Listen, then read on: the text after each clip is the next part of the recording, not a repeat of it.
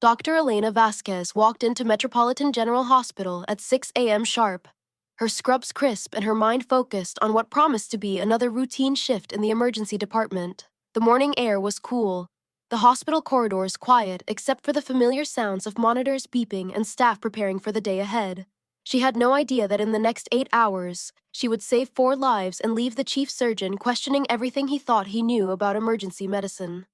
Elena had been working at Metropolitan General for exactly 3 weeks. Her application had come through standard channels, her credentials checked out perfectly, and her references were impeccable.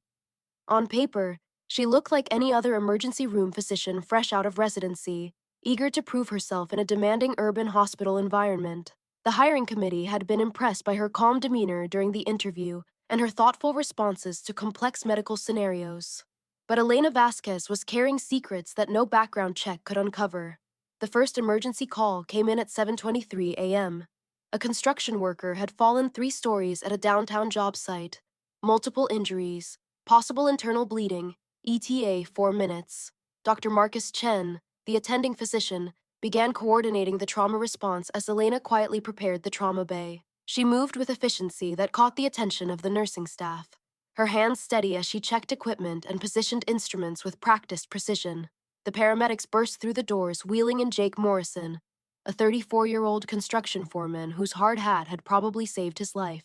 But the injuries were severe: compound fracture of the left leg, possible spinal trauma, and his blood pressure was dropping fast. Dr. Chen began his assessment while Elena assisted, but within minutes it became clear that Jake was bleeding internally and needed immediate surgical intervention. The operating room was prepped in record time. Dr. Chen scrubbed in as the primary surgeon while Elena prepared to assist. But as they opened Jake's abdomen, Dr. Chen encountered complications he hadn't anticipated. The internal bleeding was coming from multiple sources. The anatomy was distorted from the trauma, and traditional working. Approaches were in Elena watched Dr. Chen struggle with the complex repair for several minutes before she quietly spoke up. "The bleeding is coming from a torn mesenteric vessel," she said, her voice calm but certain.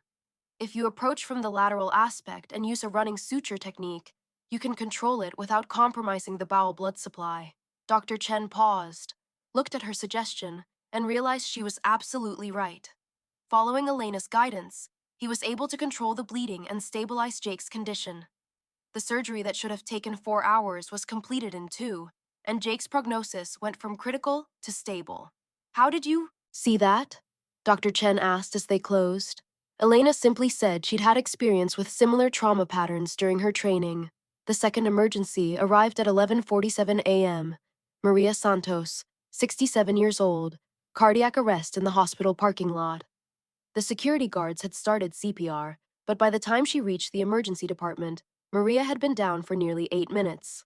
Dr. Sarah Williams, the cardiology attending, took charge of the resuscitation effort while Elena prepared medications and monitored vital signs. After 20 minutes of advanced cardiac life support, Dr. Williams was ready to call the time of death.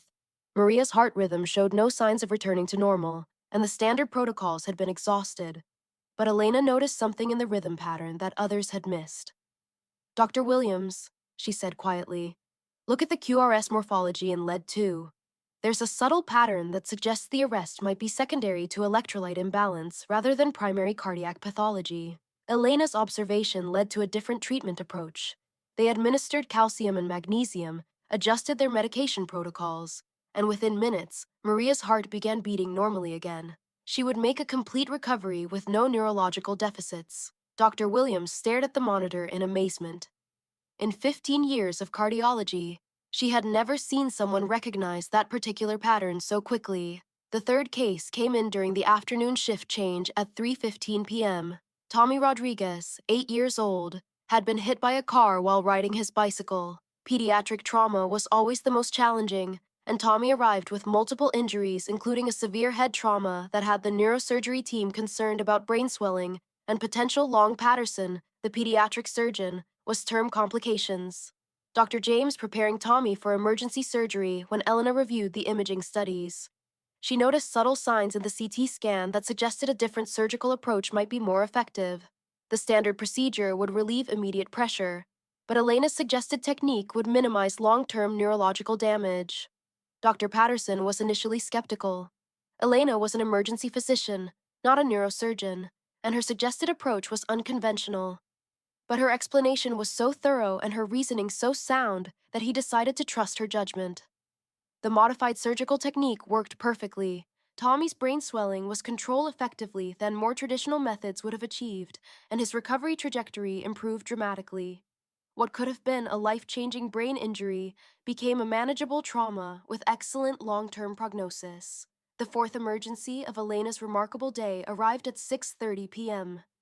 Rebecca Martinez, 29 years old, severe allergic reaction to medication. She was in anaphylactic shock, her airway closing, blood pressure dropping dangerously low. The emergency team administered epinephrine and steroids, but Rebecca's condition continued to deteriorate despite standard treatment protocols. Dr. Lisa Thompson, the emergency medicine chief, was preparing for emergency intubation when Elena suggested an alternative approach. The reaction pattern suggested a rare form of anaphylaxis that wouldn't respond to conventional treatment. Elena recommended a specific combination of medications that most physicians had never heard of, along with a particular fluid resuscitation strategy. Dr. Thompson hesitated. The suggested treatment was far outside normal protocols, and Rebecca was dying. But Elena's confidence and detailed explanation of the pathophysiology convinced her to try the unconventional approach. Within minutes, Rebecca's condition stabilized. Her breathing improved, her blood pressure returned to normal, and what had seemed like inevitable respiratory failure was completely reversed. Elena's recognition of the rare anaphylaxis variant had saved Rebecca's life when standard treatments had failed. By 7 p.m., word had spread throughout Metropolitan General Hospital about the emergency physician who had somehow been involved in 4 extraordinary saves in a single shift.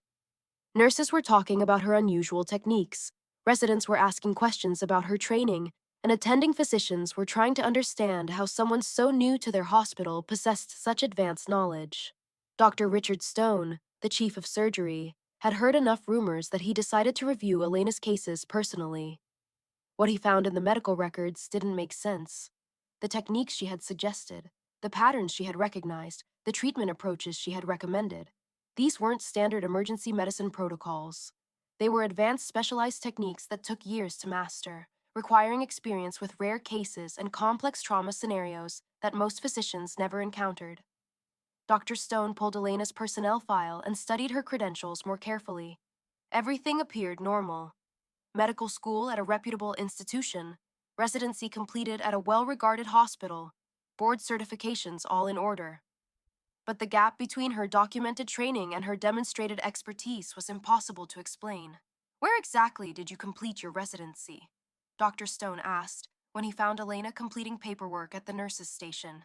"University Medical Center," Elena replied without looking up. "Standard emergency medicine program, nothing unusual about it." But Dr. Stone knew that University Medical Center's emergency medicine program, while excellent, didn't provide the specialized training that could account for Elena's performance today. The techniques she had used, the patterns she had recognized, the rare conditions she had identified, these suggested experience far beyond what any standard residency could provide. As Elena prepared to leave for the day, Dr. Stone made a decision that would change everything. He was going to find out exactly who had trained Dr. Elena Vasquez, because 4 lives had been saved today by someone whose abilities didn't match her official background. The truth about Elena's past was about to surface, and it would reveal training that no civilian medical program could ever provide. Dr. Stone spent the evening making phone calls that would normally wait until morning. He contacted colleagues at University Medical Center, cross-referenced training records, and reached out to physicians who had worked with Elena during her supposed residency. Each conversation raised more questions than it answered. Dr. Patricia Hendricks, who had been the emergency medicine residency director at University Medical Center during Elena's training period, was particularly puzzled by Stone's inquiries. Elena Vasquez had indeed completed her residency there, but she remembered her as a competent but unremarkable resident. Solid clinical skills, good work ethic, nothing that would suggest the extraordinary expertise Stone was describing supervised her directly for 6 months. Dr. Hendricks explained over was Thor the phone. Show and reliable displayed the kin, but she never'd have advanced knowledge you talking her about. The techniques you're describing, Dr. Stone, those aren't things we'd see. Some teach in emergency medicine, resi of them sound more like military. Military, he hung years to develop the specialized surgical techniques that take trauma protocols. Again, and studied every Elena's file. 18 phrase stuck in Dr. Stone's mind, ASD residency, but there up the phone. He pulled a straightforward path through medical school in detail. Her application show was a curious gap in her timeline, months between medical school graduation and the start of her residency program, explained simply as research work with no additional details provided. The next morning, Dr. Stone arrived early and positioned himself where he could observe Elena's interactions with patients and staff. He wanted to see if yesterday's performance had been an anomaly, or if there were other signs of unusual training that he had missed. Elena's first patient was Mrs. Patterson, an elderly woman with chest pain who had been waiting in the emergency department since early morning. The initial EKG showed subtle abnormalities that the night shift physician had noted, but not considered immediately concerning. Elena reviewed the tracing and immediately ordered additional testing. Something about the ST segment changes bothered her. They were too subtle for a typical heart attack, but too pronounced to ignore completely. She requested a specific blood test that wasn't part of the standard chest pain protocol and ordered a particular type of imaging study that most emergency physicians wouldn't have considered. Nurse Jennifer Walsh, who had worked in the emergency department for 12 years, watched Elena's approach with growing curiosity. "Dr. Vasquez," she asked quietly, "why are you ordering troponin subtype analysis? Most docs just order the standard cardiac enzymes." Elena paused in her documentation. "Sometimes the standard tests miss early presentations of cardiac events," she said simply. "Better to be thorough than to miss something important." 2 hours later, the results confirmed Elena's suspicions. Mrs. Patterson was having a very early stage heart attack that wouldn't have been detected by routine testing. Her quick identification and treatment prevented what could have been a massive cardiac event. Dr. Stone watched this interaction from across the emergency department. Troponin subtype analysis wasn't standard emergency medicine practice. It was a specialized test typically ordered by cardiologists in research settings or by physicians who had seen unusual cardiac presentations in high-stress environments where missing a diagnosis could have catastrophic consequences. The morning brought a steady stream of patients, each presenting Elena with opportunities to demonstrate knowledge that seemed to extend far beyond her documented training. A motorcyclist with road rash showed signs of embedded debris that Elena identified immediately, suggesting a cleaning and debridement technique that prevented serious infection. A teenager with abdominal pain received a diagnostic approach that uncovered a rare condition that most physicians might have missed. But it was the third case that made Dr. Stone realize he was dealing with something extraordinary. At 10:30 a.m., paramedics brought in Detective Ray Murphy, who had been shot during a robbery investigation. The bullet had entered his chest. An initial assessment suggested it had missed major organs. Dr. Amanda Foster, the trauma surgeon on call, began standard treatment protocols while Elena assisted with the initial stabilization. But Elena's examination revealed details that others had overlooked: the entry wound angle, the patient's position when shot, the trajectory patterns. She was reading the injury like someone who had seen hundreds of similar cases. More importantly, she recognized that the bullet's path was more dangerous than it initially appeared. "Dr. Foster," Elena said quietly, "the bullet trajectory suggests possible cardiac tamponade developing slowly. The patient's compensating now, but we need to monitor for subtle signs of deterioration that might not show up on standard assessment." Elena was right. Over the next hour, Detective Murphy showed gradual changes that Elena had predicted the trauma team to intervene. Her early recognition Halloween before the condition became life-threatening. The detective's surgery was successful, and his recovery would be complete. Dr. Foster cornered Elena after the surgery. "How did you read that trajectory so accurately?" she asked. "That level of ballistic analysis usually comes from military trauma experience or forensic training, not standard emergency medicine." Elena's response was noncommittal, but Dr. Stone, who had been listening, noticed the slight change in her demeanor when military experience was mentioned. There was a flicker of something in her eyes, a momentary tension that suggested Dr. Foster had touched on something significant. During the lunch break, Dr. Stone made another round of phone calls. This time, he contacted colleagues who worked with military medical programs and veterans hospitals. He described Elena's techniques and knowledge base without mentioning her name, asking if the patterns sounded familiar. Dr. Michael Torres, who worked at the Veterans Affairs Medical Center, was immediately interested in Stone's description. What are describing sounds like someone who's had deployment medical training, he said. The ballistic injury assessment, the unusual cardiac protocols, the specialized trauma techniques. Those are things we see from physicians who've worked in combat zones or high-intensity military medical settings. But there was no indication in Elena's file of military service. Her background showed a traditional civilian medical education with no mention of military training or deployment experience. Either the records were incomplete, or Elena was deliberately concealing part of her professional history. As the afternoon shift began, Dr. Stone decided to take a more direct approach. He would observe Elena more closely and look for other signs that might confirm his growing suspicion that her training extended far beyond what her official credentials indicated. The opportunity came sooner than expected, when of incoming casualties the emergency department received notification from a multi-vehicle accident. 3 ambulances were en route with victims who had sustained various injuries in a collision involving a commercial truck and several passenger vehicles.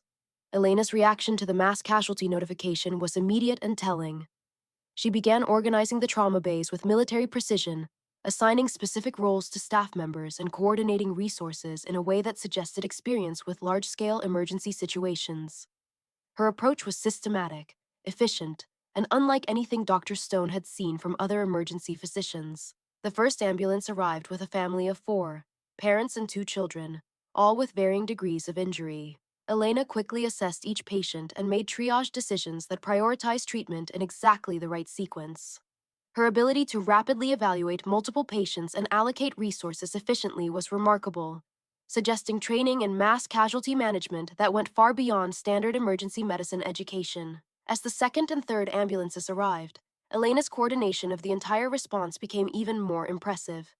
She was simultaneously treating patients, directing staff, and maintaining oversight of the entire situation.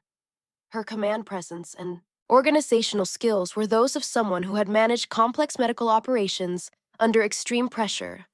Dr. Stone realized he was watching someone whose training had prepared her for medical scenarios that civilian physicians rarely encountered. The question was no longer whether Elena had additional training beyond her documented credentials. The question was what kind of training had produced such extraordinary capabilities, and why was she working as a staff emergency physician instead of utilizing her advanced skills in a more specialized setting. Dr. Elena Vasquez finished her shift at 7 p.m., quietly completing her paperwork while the emergency department buzzed with conversations about the extraordinary day they had witnessed. 4 lives saved through techniques that defied explanation. 4 cases where her intervention had meant the difference between life and death. 4 moments that revealed expertise far beyond what any standard medical training could provide. As Elena gathered her belongings and prepared to leave, Dr. Stone made his final decision. Tomorrow morning, he would begin a formal inquiry into her background. The techniques she had demonstrated, the knowledge she possessed, the command presence she had shown during the mass casualty event. These weren't abilities that appeared overnight or developed through routine medical practice. Elena walked through the hospital corridors toward the exit, unaware that her carefully constructed professional identity was about to be thoroughly investigated. Behind her calm exterior lay secrets that would soon surface, revealing training that had forged her into one of the most capable physicians Dr. Stone had ever encountered. The truth about Dr. Elena Vasquez would prove to be more extraordinary than anyone at Metropolitan General Hospital could have imagined. Her real training hadn't come from textbooks or lecture halls, but from places where medical decisions carried the weight of life and death in ways that civilian medicine never demanded. And soon, everyone would understand exactly who had trained the physician who could save lives that others would have given up for lost.